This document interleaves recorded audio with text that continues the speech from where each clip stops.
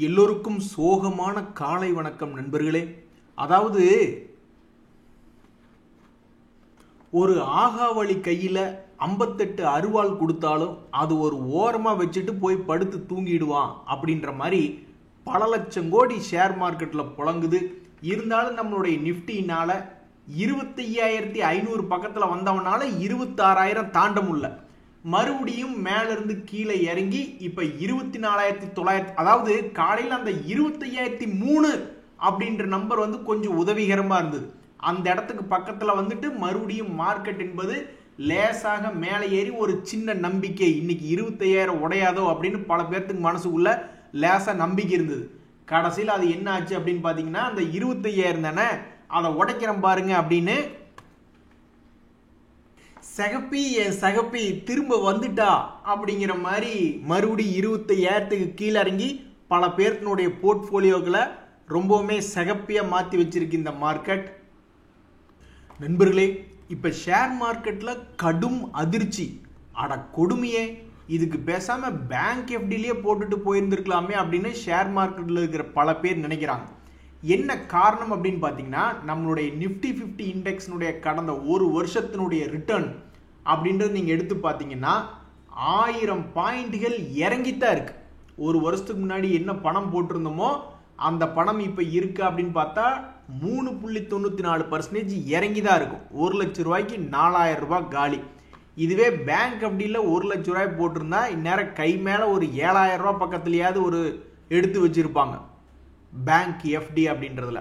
அப்ப நிறைய பேர் வந்து ஷேர் மார்க்கெட் வந்து இப்போ ஒரு வருஷம் இப்படி இருக்கா, அடுத்த ஒரு வருஷம் அல்லது அடுத்த ஒரு வருஷம் இன்னொரு 2-3 வருஷத்துக்கு இவன் இப்படியே இருந்துட்டா என்ன பண்றது?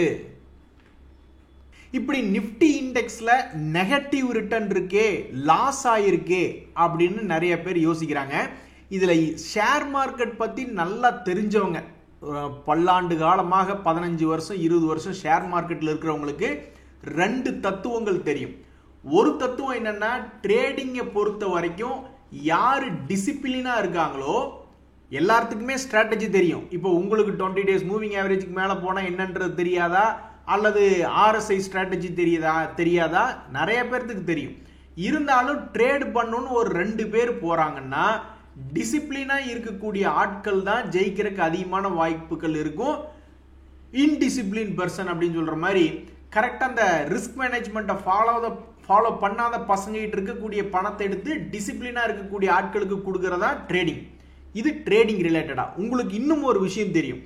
இதுவே இன்வெஸ்ட்மெண்ட் அப்படின்றத பொறுத்தீங்கன்னா, திரு வாரன் பஃபட் அவர்கள் கூட சொல்லியிருக்காரு, ரொம்பவுமே பேஷண்டா ரொம்பவுமே அமைதியா இருக்கக்கூடியவங்க இருக்காங்க மார்க்கெட்ல, பொறுமை இல்லாம இருக்கிறவங்க இருக்காங்க. ஸோ பொறுமை இல்லாம இருக்கிறவங்க கிட்ட இருந்து இருக்கக்கூடிய பணத்தை எடுத்து பொறுமையா இருக்கிறவங்களுக்கு கொடுக்கறதா இன்வெஸ்டிங் அப்படின்னு இந்த 2க்குமே பணம் ஜெயிக்கக்கூடிய வழிமுறைகளை சொல்லியிருக்காங்க. ஸோ இந்த ஒரு வருஷத்தினுடைய நஷ்டம் என்பது சும்மா ட்ரெய்லர் தான். இனி மெயின் பிக்சர் இருக்கா இல்லையா அப்படின்றது யாருக்குமே தெரியாது. இங்கிருந்து ஏறுமா இறங்குமா அப்படின்றது அடுத்த 3 வருடங்களுக்கோ அல்லது அடுத்த வருடங்களுக்கோ நிறைய பேர்த்துக்கு ஒண்ணுமே தெரியாது. ஆனா ஸ்டாக் மார்க்கெட்ல இருக்கக்கூடிய எக்ஸ்பர்ட்ஸ் என்ன சொல்றாங்கன்னா, ஷேர் மார்க்கெட் என்பது இப்படி வாலட்டிலிட்டியா தான் இருக்கும். ஒருவேளை சைட்வேஸ்லயே பல வருடங்கள் போகிறான்னா அது வந்து அந்த ரீஜியனை விட்டு என்னைக்காவது ஒரு நாள் இதை விடவும் பிளாஸ்ட் அவுட் ஆவான். ஏதாவது அந்த ரேஞ்ச், ட்ரேடிங் இன் நேரோ ரேஞ்ச் அப்படிம்பாங்க, அந்த நேரோ ரேஞ்சை முடிச்சுக்கிட்டு அவன் பெருசா கீழே விழுகலாம் அல்லது பெருசாக மேலே ஏறலாம். ஒருவேளை மேலே ஏறுற மாதிரி இருந்தா எத்தனை வருஷம் பெண்டிங் வச்சிருக்கானோ, ஏன்னா மியூச்சுவல் ஃபண்டுகளெல்லாம் ஒரு லா, ஒரு ரூல் என்ன சொல்றாங்க அப்படின்னு பாத்தீங்கன்னா, அதாவது ஹிஸ்டரியை பேஸ் பண்ணி ஒரு வருஷத்துக்கு ஒருக்கா மேபி 15% சம்பாதிச்சு கொடுக்குற மாதிரி இருந்தால் அப்படின்ற வாக்கியத்தை அடிக்கடி யூஸ் பண்ணுவாங்க. அப்போ 3 வருஷமா பெண்டிங்கா இருக்கிறவன் அல்லது 4 வருஷமா பெண்டிங்கா இருக்கிறவன் அவனுடைய நேரோ ட்ரேட் ரேஞ்சை விட்டு வெளியே வரும்பொழுது என்னைக்காவது பெருசா உடச்சு வருவானா சில வருடங்கள் கழித்து அப்படியும் இருக்கு. ஸோ இன்னைக்கு தேதியில ஆமா, நிப்டி என்பது கடந்த ஒரு வருஷத்துல நெகட்டிவ் லாஸ் அப்படின்றது கொடுத்துருக்கு. அடுத்த 3 வருடம் இப்படியே போச்சுன்னா கண்டிப்பா பொறுமை இல்லாம இருக்கிறவங்க, என்னடா இது பேங்க்ல போட்டு வச்சிருந்தா கூட இந்நேரம் ஒரு வருஷத்துக்கு 7% போட்டா 4 வருஷத்துல 28% ஆயிருக்கும்லப்பா அப்படின்னு நினைப்பாங்க. ஆனால் ஆனால் ஆனால் ஒருவேளை அந்த 5வது வருஷம் 3 வருஷத்துக்கு உண்டான பெண்டிங் 15% தேய்ச்சி ஒரே வருஷத்துல அது ஒரு 80-90% ஏறிச்சினாலும் மகிழ்ச்சியா தான் இருக்கும். ஸோ ஸ்டாக் மார்க்கெட்ல என்ன வேணாலும் நடக்கலாம். கடந்த 5 வருடம் ஆகட்டும் அல்லது மிகப்பெரிய அளவுல ஒரு 2000 பார்த்தாலும் சரி, எப்பெல்லாம் ஒரு கஷ்டகாலம் வருதோ அதுக்கப்புறம் வந்து ஒரு மாதிரி ரெக்கவரி ஆயிருக்கான். ஸோ வாரன் பஃபட் அவர்கள் சொன்ன மாதிரி பொறுமை இல்லாதவங்க கிட்ட இருந்து பணத்தை எடுத்து தரக்கூடியதா தான் இந்த ஸ்டாக் மார்க்கெட் என்பது இருக்கு. ஸோ ஸ்டாக் மார்க்கெட்டுக்குள்ள காலடி எடுத்து வைக்கிறவங்க குறைஞ்சது ஒரு 5 வருஷம் 10 வருஷம் கூட இல்லாம காலடி எடுத்து வச்சீங்கன்னா அந்த சமயத்துல மார்க்கெட் உங்களுக்கு சப்போர்ட் பண்ணாம ஒரு புல் மார்க்கெட்டா இல்லாம சைட்வேஸ் மார்க்கெட்டாகவோ அல்லது பையர் மார்க்கெட்டாகவோ இருந்ததுன்னா கண்டிப்பா உங்களுடைய பொறுமையை சோதிக்க தான் செய்யும். இதுக்கு மாற்று மருந்தே இல்லை.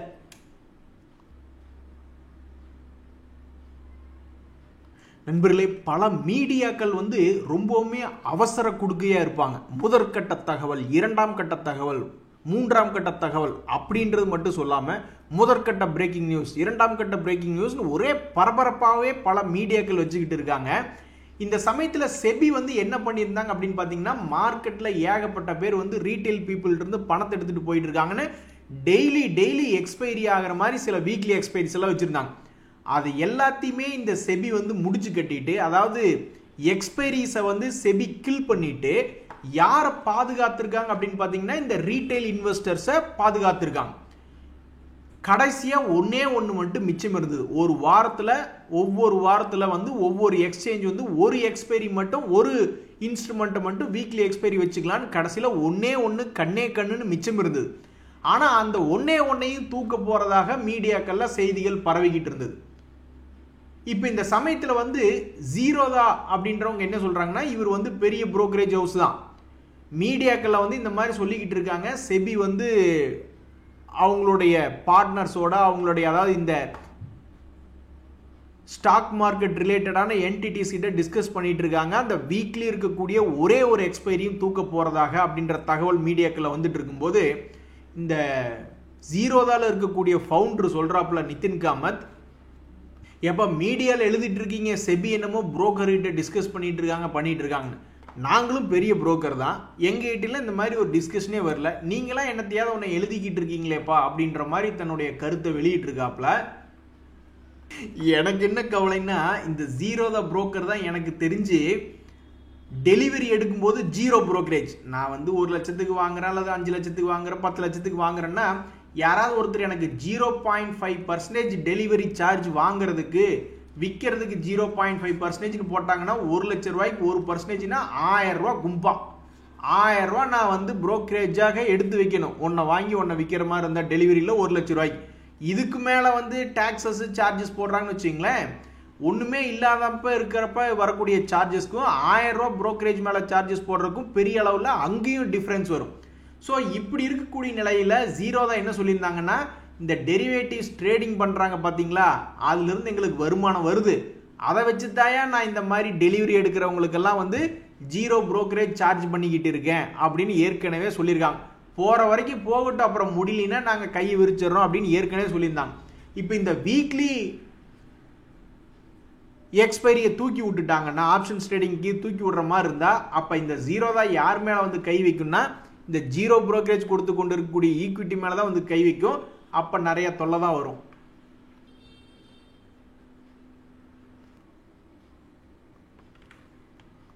நண்பர்களே, இந்த சமயத்தில் ஒரு மிக முக்கியமான விஷயம் பேசணும்.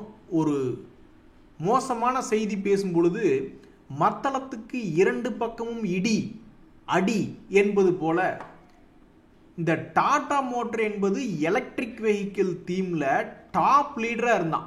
மாருதியை கூட கேட்குறாங்க ஒரு மேனேஜ்மெண்ட் மீட்டிங்ல, என்னங்க நீங்க டாடா மோட்டர் உள்ள இறங்கி செஞ்சுக்கிட்டு இருக்காங்க, நீங்க இன்னும் மார்க்கெட்டுக்குள்ளே வரலைன்னா, மார்க்கெட் வந்து ஃபர்ஸ்ட் எப்படி இருக்குன்னு நாங்கள் புரிஞ்சுக்கிறோம் தம்பி, கொஞ்சம் வெயிட் பண்ணி அப்புறம் நாங்கள் உள்ள இறங்குறோம் அப்படின்ற மாதிரி சொல்லிட்டு இருந்தாங்க. அதே மாதிரி ஓலா எலக்ட்ரிக்குமே வந்து 2 வீலர் ஈவியில பெரிய புரட்சி பண்ணிக்கிட்டு இருக்கும் பொழுது, பஜாஜ் ஆட்டோ ஆகட்டும் அல்லது மற்ற பெரிய ஜாம்பவான்கள் வந்து எலக்ட்ரிக் வெஹிக்கிள் உள்ள வரல. அவங்க எல்லாமே ஸ்டடி பண்ணிட்டு இருந்திருப்பாங்க போல. ஏஷியன் பெயிண்ட்ஸ் ஒரு காலத்தில் ஓஹோன்னு கொடி கட்டி பறந்துட்டு இருந்தப்ப போட்டி உள்ள வந்தோடனே கீழே இறங்கிட்டான். ஸோ ஏஷியன் பெயிண்ட் மட்டும்தான் பல மீடியாக்கள்ல டிஸ்கஸ் பண்றாங்க. போட்டிகள் வரும்பொழுது அந்த பங்கு இறங்கிடுச்சுன்னா அதைத்தான் பெரிய உதாரணமாக காட்டுறாங்க. ஆனால் உண்மையில் பார்க்க போனால் இந்த டாடா மோட்டர், ஓலா எலக்ட்ரிக்குமே போட்டிகள் வந்ததுனால, காம்படிஷன் வந்ததுனால தான் இந்த 2 பங்குகளும் கீழே இறங்கியிருக்கு. அது போக மத்தளத்துக்கு 2 பக்கம் அடி என்பது போல இப்போ சமீபத்தில் அந்த JLR ரிலேட்டடான ஒரு தகவல். ஸோ அந்த சைபர் அட்டாக்கினால ஒரு வருடத்தினுடைய லாபமே ஒரு வேளை போயிடுமோ. அதுவும் இல்லாமல் பல எம்ப்ளாயிஸ் வருத்தப்படுறாங்க. அடாடா, எங்களுடைய குறிப்பிட்ட டேட்டாவெல்லாம் ஏன்னா நிறைய அக்ரிமெண்ட்ஸ் எல்லாம் அவங்களுடைய ஐடி நெட்வொர்க்கில் சேவ் பண்ணி வச்சுருப்பாங்கல்ல, அதையெல்லாம் எடுத்து ஸ்க்ரீன்ஷாட் போடுறானுங்களாம் இந்த அட்டாக் பண்ணவங்க. அது மாதிரி பல பிரச்சனைகள் இந்த JLRல வரும்பொழுது ஒரு வருஷத்தினுடைய வருமானமே போயிடுமோ, அதுவும் இல்லாமல் இன்னும் ப்ரொடக்ஷன் ஸ்டார்ட் ஆகலையே அப்படின்ற மாதிரி, ரீஸ்டார்ட் ஆகலையே அப்படின்ற மாதிரி பல்வேறு பிரச்சனைகள் டாடா மோட்டர். அதே மாதிரி ஓலா எலக்ட்ரிக் பார்த்தாலும் ஆஃப்டர் சேல்ஸ் சில பிரச்சனைகள் அப்படின்ற மாதிரி அவனும் அந்த விஷயத்தில் அடி வாங்கியிருந்தான். ஆக மொத்தம் இந்த 2 பேரும் எப்படி ஓஹோன்னு கொடி கட்டி பறந்துட்டு இருந்தாங்க. இப்போ நம்ம போய் ஆர்டிஃபிஷியல் இன்டெலிஜென்ஸ் கிட்ட கேட்குறோம், இந்த Tata motor Indian electric vehicle தீம்ல முதல்லயே வந்துட்டாங்களே, அப்போ அவங்களுடைய மார்க்கெட் ஷேர் எவ்வளவு இருந்ததுன்னா 81%. நம்ம இந்தியாவில் 100 எலக்ட்ரிக் வெஹிக்கிள் கார் விற்குதுன்னா அதில் 81 வெஹிக்கிள் இவங்க தான் விற்றுக்கிட்டு இருந்திருக்காங்க. அதுக்கப்புறம் அப்படியே குறைஞ்சு இப்போ ஒரு 40 to 35% வரைக்கும் தான் அதனுடைய டோட்டல் மார்க்கெட் ஷேர் இருக்கு. ஏன்னா காம்படிஷன் உள்ள வந்துருச்சு. ஸோ இது போன்ற பாயிண்ட்டுகள் எந்த இடத்துலையுமே பெருசாக பேச்சு இல்லை. நம்ம தான் இதை பற்றி பேசிக்கிட்டு இருக்கோம். ஏஷியன் பெயிண்ட்ஸ்னு எல்லா மீடியாக்கள்லையும் தகவல் வந்தது.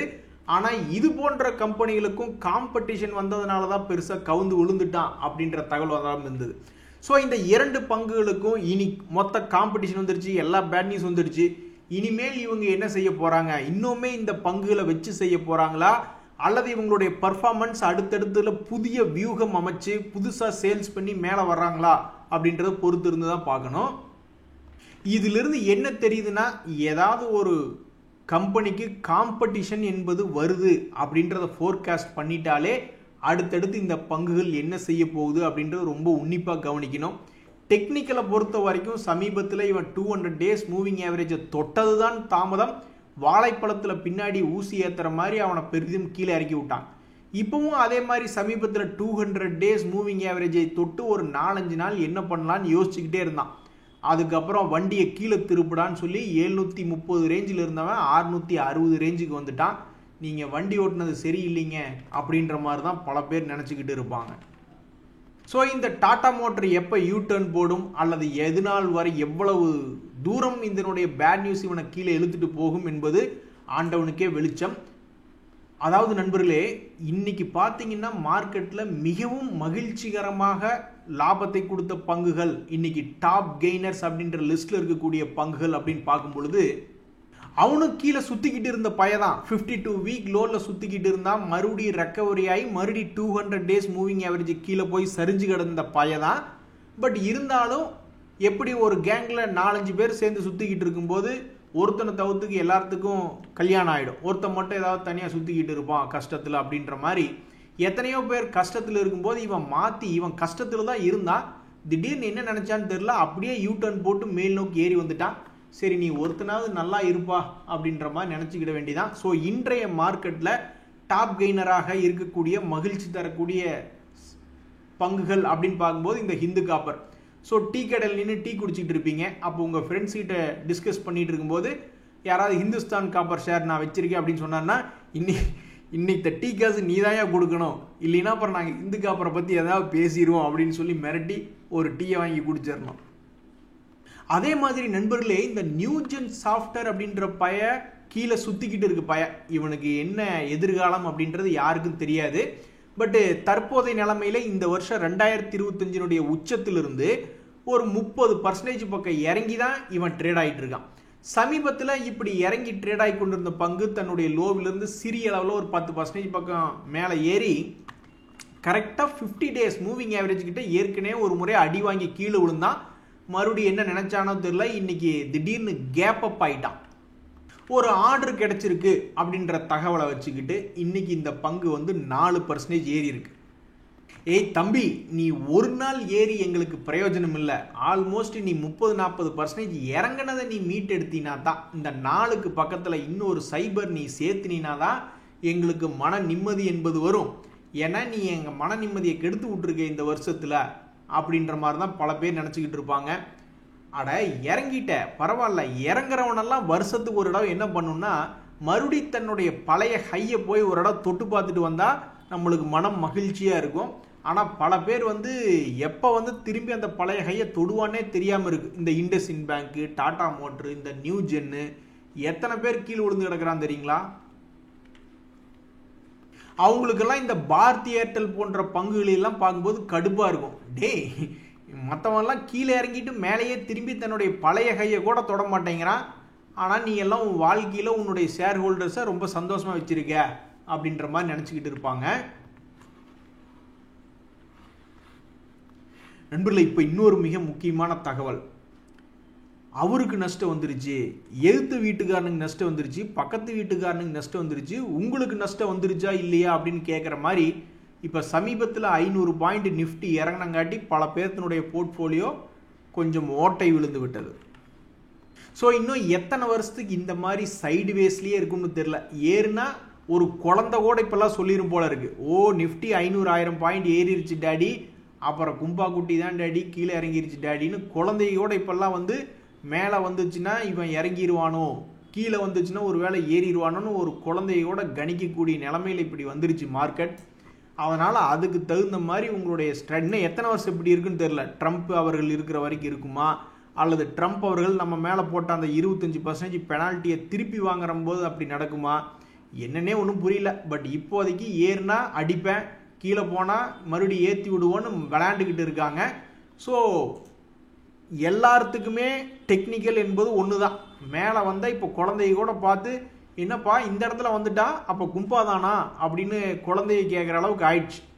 அதனால் எல்லாரும் அவங்களுடைய பொசிஷனை பார்த்து அதுக்கு தகுந்த மாதிரி ஸ்ட்ராட்டஜி வச்சுக்கணும். நண்பர்களே, V-Guard அப்படின்ற ஒரு பங்கு இன்னைக்கு ஏறி இருக்கான். ஸோ இன்னைக்கு டாப் கெய்னர் லிஸ்ட்டில் இருக்கிறவங்களாம் வரிசையாக நில்லுங்கன்னா அதில் இந்த V-Guard அப்படின்ற பங்கும் நிற்கும். இப்படி இருக்கக்கூடிய இந்த பங்கு பல முறை இந்த 2025 ஒரு புல்லிஷ் மொமெண்டம் எடுக்கிறதுக்கு முயற்சி பண்ணால் அவனால் முடியல. ஒவ்வொரு முறையும் அவனை ஃபெயில் பண்ணி விட்டு கீழேயே இறக்கி விட்டுருக்காங்க. இன்றைக்குமே 200 டேஸ் மூவிங் ஆவரேஜ் கிட்ட ட்ரேட் ஆகி கொண்டு இருக்கக்கூடிய பங்கு அடுத்தடுத்த நாட்களில் எப்படி இருக்கும் அப்படின்றது தெரிஞ்சுக்கிறதுக்கு பல பேர் ஆர்வமாக இருக்காங்க. அது பல நாட்கள் கழித்து பார்க்கும்போது தான் தெரிய வரும். இந்த சமயத்தில் ஒரு விஷயம் என்ன, இந்த V-Guardனுடைய ரிசல்ட், இது கடன் என்பது இல்லாத ஒரு பங்கு. இவங்களுடைய ரிசல்ட் சீசனில் Q1 ரிசல்ட்டில் என்ன பண்ணியிருக்காங்கன்னா ஒரு நிலையான, அவன் எப்போவுமே ஒரு 70-80 கோடி லாபம் பண்ணுறாங்கன்னா அதையே தான் பண்ணிக்கிட்டு இருக்கான். நீ என்னைக்குப்பா பெருசாக பண்ண போகிற அப்படின்றதான் ஒரு கேள்வியே இப்போதைக்கு மார்க்கெட்டில் போயிட்டுருக்கு. இந்த ஒரு காரணத்தினாலே கடந்த ஒரு வருடமாக 6 மாதமாகவே அவன் ஒரே இடத்துல சுற்றிக்கிட்டு இருக்கான். இவனுக்கு ஏதாவது ஒரு மொமெண்டம் கிடைக்குமா அப்படின்னு தான் பல பேர் பார்த்துட்டு இருக்காங்க. ஸோ அடுத்து வரக்கூடிய 2-3 மாதங்களில் ஏர்னிங் சீசனில் இந்த பங்கு தன்னுடைய சைட்வேஸ்லேருந்து வெளியே வருமா, இல்லை மறுபடியும் இப்படியே கண்டினியூ ஆகி இந்த வருஷத்தையே பிரயோஜனம் இல்லாமல் முடிச்சிருவானா அப்படின்றத பொறுத்து இருந்து தான் பார்க்கணும். பட் எது எப்படியோ மேலே ஏறிக்கொண்டு இருக்கக்கூடிய பங்குகள் அப்படின்னு நிறைய பேர் லிஸ்ட் எடுத்து பார்ப்பாங்க. ஏதாவது ஒரு ஹை வாலட்டிலிட்டி அப்படின்றது நடந்திருக்கான்னு உங்களுக்கு தெரியாது. இல்லை 40 பேர் இப்படி வாலட்டிலிட்டி காமிச்சான்னா அதில் எவனாவது ஒருத்தர் 4 பேர் 5 பேர் தான் ஏறுவான். நீங்கள் எத்தனை ஷேரை பார்த்துருப்பீங்க, இப்படி துடிக்கிற மாதிரி தெரியும், அப்புறம் அப்படியே நீட்டி படுத்துருவானுங்க. நீங்கள் இப்படியே தொடர்ந்து மேல் நோக்கி ஏறின பங்குகள்னு ஏதாவது ஒரு 10 சொல்லுங்க, 10 சொல்லிடுங்க பார்ப்போமே. நான் இப்போ சொல்லட்டுமா, கடன்னு சொல்லணும்னா தொடர்ந்து ஏறிக்கொண்டே இருந்த பங்குகள்னா என்னத்தை சொல்கிறது, இந்த GMDCன்னு ஒன்று இருக்குது, நெட்வெப்னு ஒன்று இருக்குது. அது மாதிரி ஏதாவது ஒரு 10-15 தான். அது அந்த 2 கடன்னு சொன்னதுக்கப்புறமே உட்காந்து யோசிச்சு தான் சொல்லணும். ஆனால் எத்தனை பங்குகள் திடீர்னு இப்படி ஹை வாலட்டிலிட்டி வால்யூம்லேயோ அல்லது ப்ரைஸ்லேயோ காமிச்சான்னா அது மிக அசால்ட்டாக ஒரு 20-30 கம்பெனியை இந்த மாதிரி ஹை வாலட்டிலிட்டி லாங் கேண்டில் என்பது சமீபத்தில் போட்டானுங்க 2-3 மாதத்துலன்னு மிக எளிமையாக ஒரு 30-40 கம்பெனி சொல்ல முடியும். ஆனால் அதில் எவனாவது எத்தனை பேரையா தொடர்ந்து ஏறினான்னு பார்த்தா அதனுடைய நம்பிக்கை ரொம்ப கம்மியாக இருக்கும். ஸோ இந்த V-Guard போன்ற பங்குகள்லாம் அடுத்தடுத்த நாட்களில் என்ன பண்ணுது அப்படின்றத பொறுத்து இருந்து தான் பார்க்கணும். அதில் பாருங்க, இந்த ஆயில் இந்தியா அப்படின்ற பங்கு பெருசாக மூவ்மெண்ட் ஆகாமல் இருந்தது. ஆப்போசிட்டில் அடிக்கிறதுக்கு யாரும் இல்லாதப்ப குச்சி எடுத்து சும்மா காற்றுல சுற்றுவாங்க, காலுக்கடியில் சுற்றுவாங்க, கையில் சுற்றுவாங்க அப்படின்ற மாதிரி இன்னைக்கு வேற எந்த பங்குகளுமே பெருசா ஏறாத நிலைமையில இந்த பங்கு சமீபத்தினுடைய லோல இருந்து ஏறி தன்னுடைய 2 days மூவிங் ஆவரேஜை தொட்டிருக்கான். இனி அடுத்தடுத்து இந்த பங்கு என்ன செய்யும்? அதே மாதிரி இந்த ஈக்லக்ஸ் சர்வீசஸ்ல மிகப்பெரிய ஒரு மாற்றம் சமீபத்தில் நடந்திருக்கு நண்பர்களே. அவனுடைய மூவ்மெண்ட்டே வந்து அவன் பாட்டுக்கு இப்படியே தான் பண்ணிக்கிட்டு இருந்திருக்கான். ஸோ அப்போ சமீபத்தில் இந்த பங்குல வந்து என்ன பெரிய மாற்றம் வந்தது அப்படின்னு பார்த்தீங்கன்னா, இவன் பண்ணியிருக்கக்கூடிய மாட்டை எல்லாமே வெறும் புலி மூட்டையை வைத்தே வீடு கட்டிட்டாரு அப்படின்னு சொல்ற மாதிரி இவனுடைய மூவ்மெண்ட் எல்லாமே குட்டி குட்டி குட்டி குட்டி மூவ்மெண்ட்டுகள். அப்படி இருந்துமே இவன் வந்து சமீபத்தினுடைய லோ 2400 ரூபாயிலிருந்து 4400 பக்கம் வந்திருக்கான்னா, டேய் நீ மிகப்பெரிய ஒரு புலி மூட்டடா அப்படின்னு இவனை பாராட்டுறல தப்பே கிடையாது. எனக்கு தெரிஞ்சு இவனுடைய வாழ்க்கையில் ஒரு முறை மே மாதம் ஏர்னிங் சீசன் வந்தப்போ ஒரு ஹை வாலட்டிலிட்டி, ஒரு சக்கரை மூட்டை அப்படின்றது நடந்திருக்கு. அதுக்கப்புறம் வந்து ஆகஸ்ட் மாதத்தில் ஒரு பெரிய மூவ்மெண்ட் அப்படின்றது நடந்திருக்கு. அதுக்கப்புறம் இவன் வச்சிருக்கிறது மூட்டை எல்லாமே புலி மூட்டை தான். புலி மூட்டையாக இருந்தாலும் பொன் மூட்டை போல ஒரு வேலையை பார்த்துவிட்டு வெறும் 2400 ரூபாயில் இந்த வருஷத்தில் இருந்தவன் 4200 வந்து ட்ரேட் ஆகி கொண்டிருக்கக்கூடிய இந்த ஈக்லக்ஸ் அடுத்தடுத்த நாட்களில் என்ன செய்யும்? நன்றி, வணக்கம்.